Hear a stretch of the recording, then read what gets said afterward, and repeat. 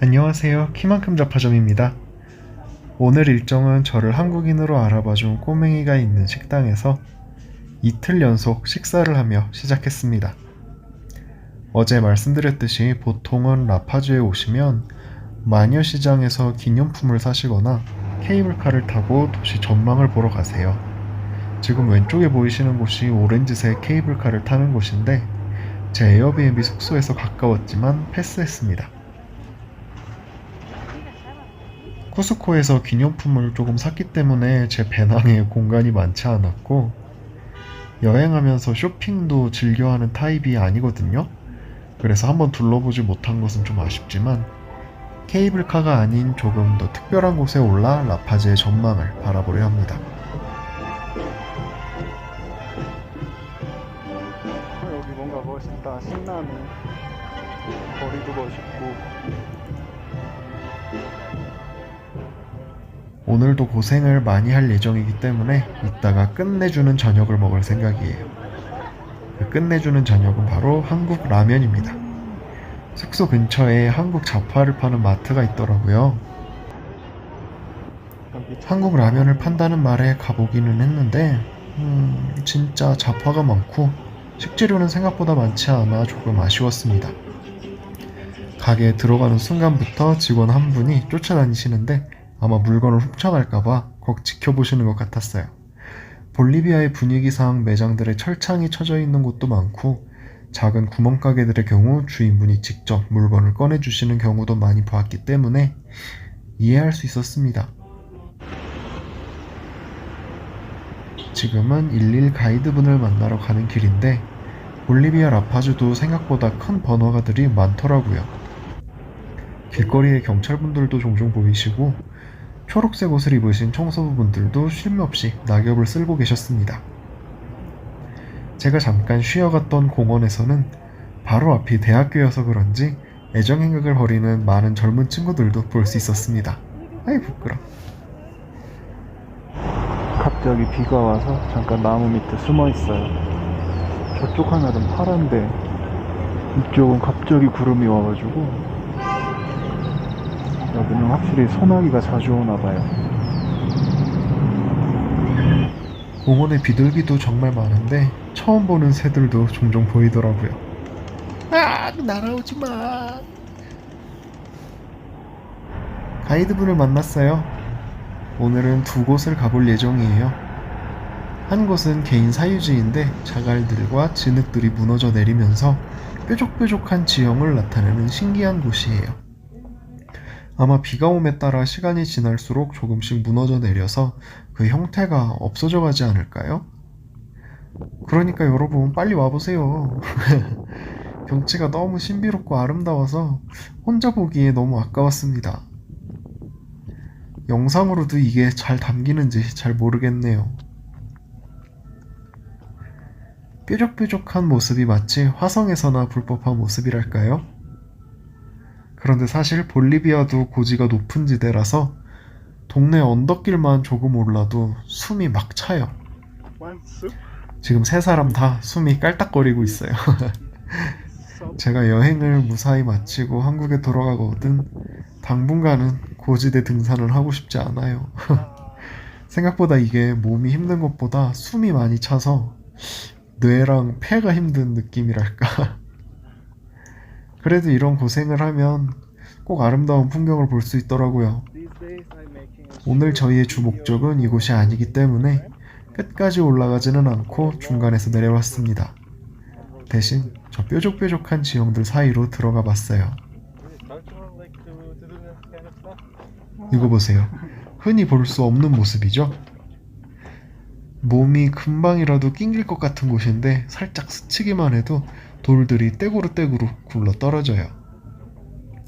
혹시나 들어가실 분들은 조심하는 게 좋을 것 같습니다. 혹시라도 머리로 똑 떨어지면 많이 아플 거예요.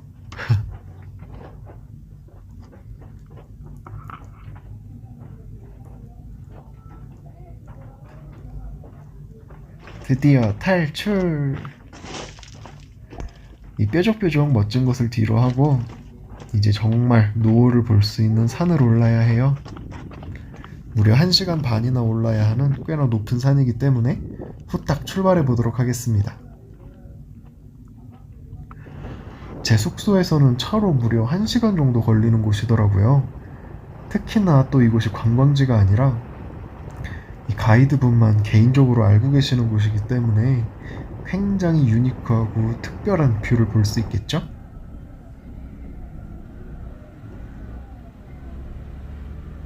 지금 저기 만년설 보이시나요? 저곳이 해발 6,000m가 조금 넘는 곳이라고 해요. 오늘 저희가 오를 산은 4,500m 정도 되는 것으로 알고 있습니다. 5,000m가 넘는 비니쿵카를 한번 올랐었지만 4,500m 이 산도 솔직히 미칠 만큼 힘들었어요. 아직 그나마 초반이라 힘이 남아 있습니다.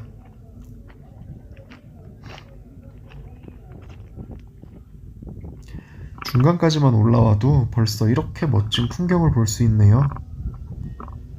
사실 너무 힘들어서 잠깐 쉬는 중입니다.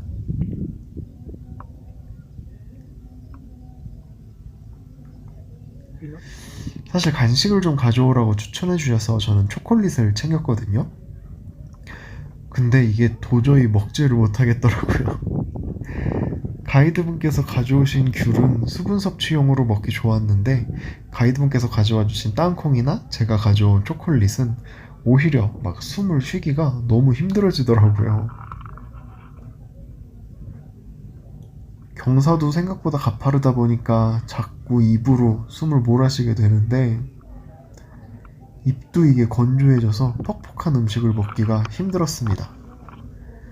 그렇다고 물을 계속 마시면 탈수증의 위험이 있기 때문에 이렇게 셋이 올망졸망 앉아서 잠깐 휴식을 취할 수밖에 없었어요. 엉덩이가 무거워 일어나지 못하고 있는 제 모습입니다.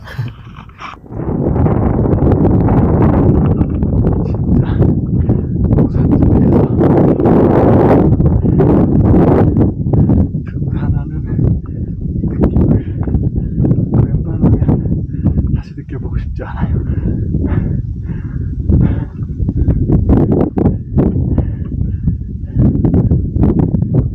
이건 여행에서 충분히 한 것 같아.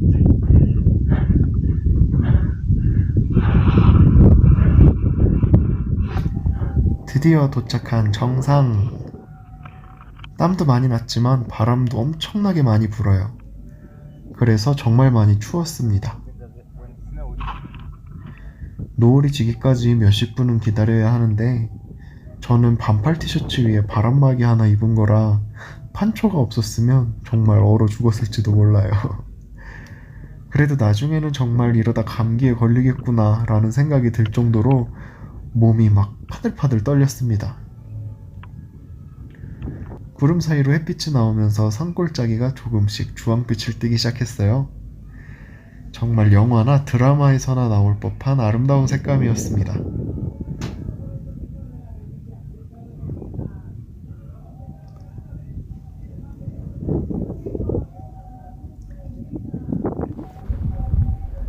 여기가 해발 한 4,000m 좀 넘는 것 같은데 아주 추워요. 뷰는 이쁜데 엄청 춥네. 저기 보면 해발 6,000m 만년설도 있어요. 오. 구름 사이로 햇빛이 내리쬐는 모습이 참 아름답죠? 사실 타임랩스 기능을 거의 안 써봤는데 이렇게 활용해보니 영상이 나름 아름다워지더라고요. 커다란 구름이 노을을 가릴 것처럼 다가오고 있어 불안함을 느낀 저희는 가이드분의 드론 영상 촬영을 끝으로 하산을 결심했습니다.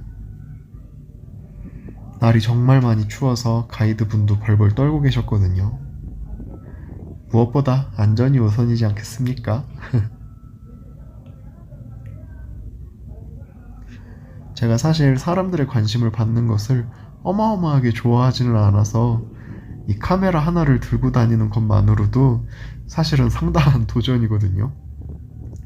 그래서 드론을 활용한 촬영도 꼭 해보고 싶기는 했는데 소리도 크고 해서 이게 사람들 관심을 받는 게 조금 걱정이 되더라고요.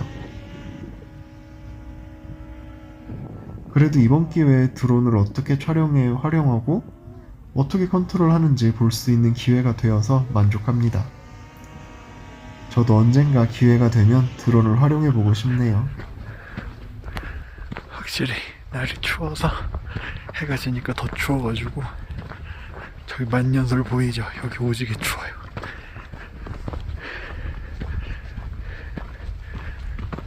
빨리 내려가서 끝내주는 라면 끓여 먹고 따뜻한 물로 지지고 내일을 위해 쉬어야겠어요. 빈민가의 조명으로 인해 야경이 참 아름답죠? 오늘도 늦은 밤까지 함께 해주셔서 감사합니다. 지금까지 키만큼 잡화점이었습니다.